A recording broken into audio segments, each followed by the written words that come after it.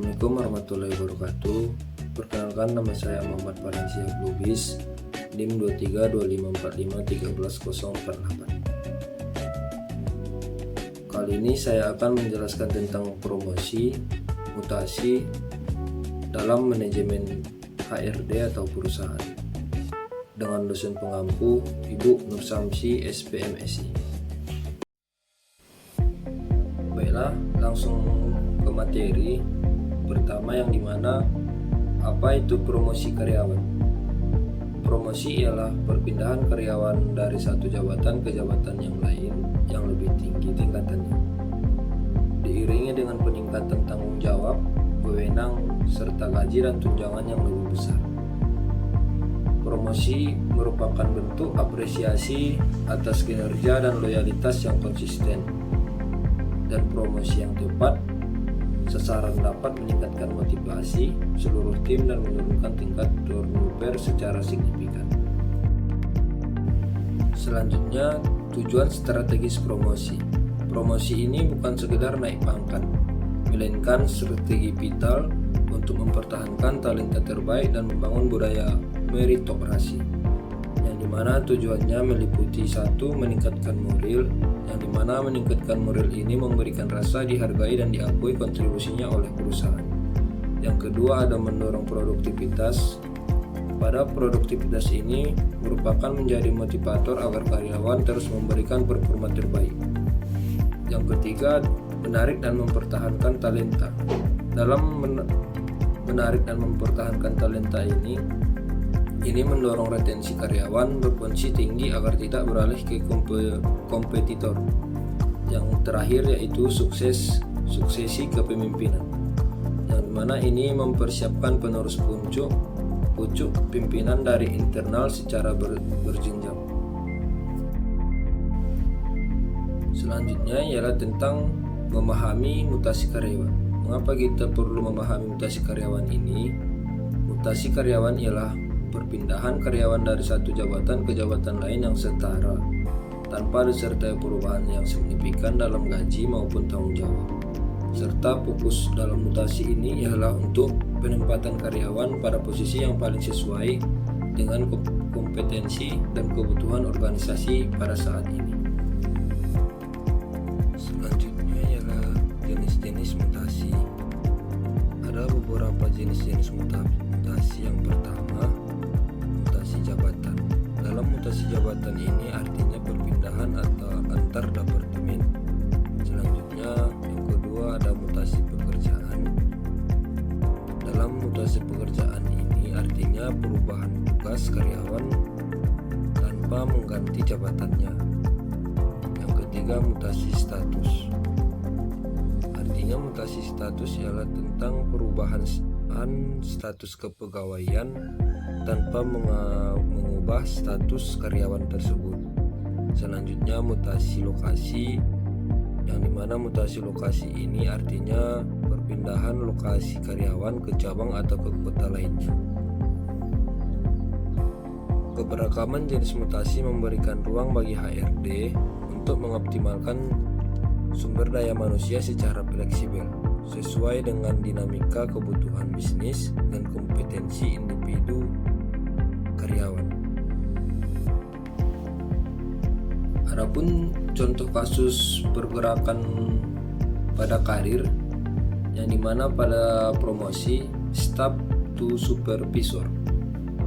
Contohnya yaitu staf marketing selama 3 tahun diangkat menjadi supervisor tim digital karena konsisten melampaui target KPI dan menunjukkan kepemimpinan inisiatif.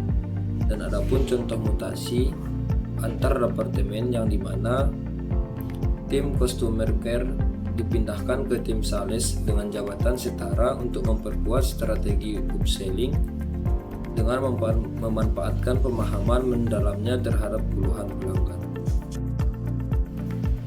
Selanjutnya ialah demutasi. Demutasi ini ketika karir mundur selangkah, yang dimana demutasi merupakan penurunan pangkat, yang dimana pengertiannya perpindahan karyawan ke jabatan dengan tingkat wewenang dan gaji yang lebih rendah. Tindakan ini umumnya diambil setelah evaluasi kinerja mendalam. yang dimana ada beberapa poin. Yang pertama, pelanggaran aturan atau kebijakan etika perusahaan. Yang kedua, permintaan personal untuk mengurangi beban tekanan kerja. Yang terakhir, penyesuaian struktur organisasi akibat efisiensi. Akibat dari pelanggaran ini maka akan mengakibatkan demutasi, dan dampak yang perlu dikelola ialah demutasi dapat berdampak pada penurunan moral individu dan kelompok.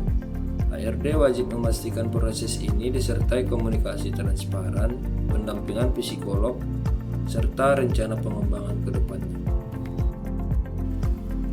Ada beberapa prinsip dasar pergerakan karir yang sehat.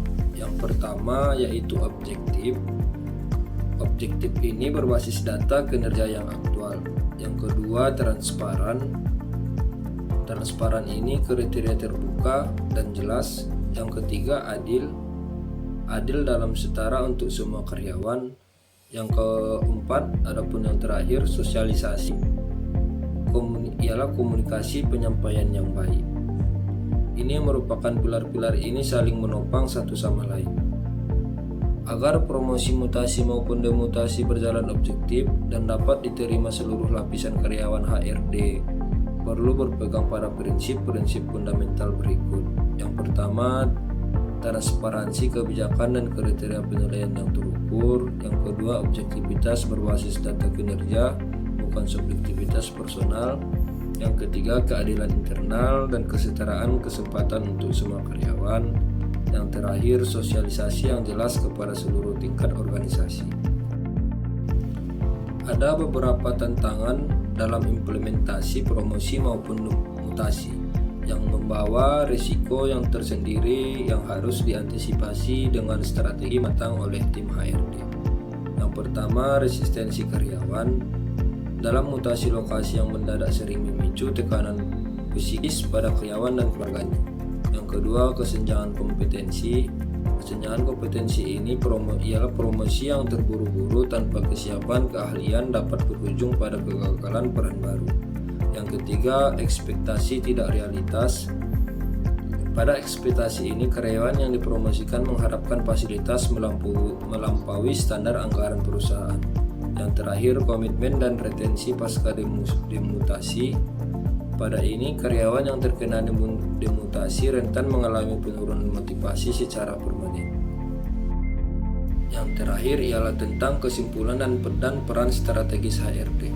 Pada promosi, mutasi, dan demutasi merupakan instrumen pengelolaan SDM yang harus dijalankan secara seimbang. Kunci utamanya terletak pada sistem evaluasi yang adil dan komunikasi yang manusiawi. Ada beberapa yang harus dilakukan dalam strategi HRD, yaitu 1. Evaluasi kinerja. Yang kedua, pertimbangan dan keputusan. Yang ketiga, komunikasi rencana. Yang terakhir, pengembangan dan pendampingan. Dengan penerapan kebijakan yang konsisten, HRD dapat memastikan setiap langkah karir karyawan berkontribusi positif pada pertumbuhan individu, yang sekaligus berkelanjutan organisasi secara keseluruhan.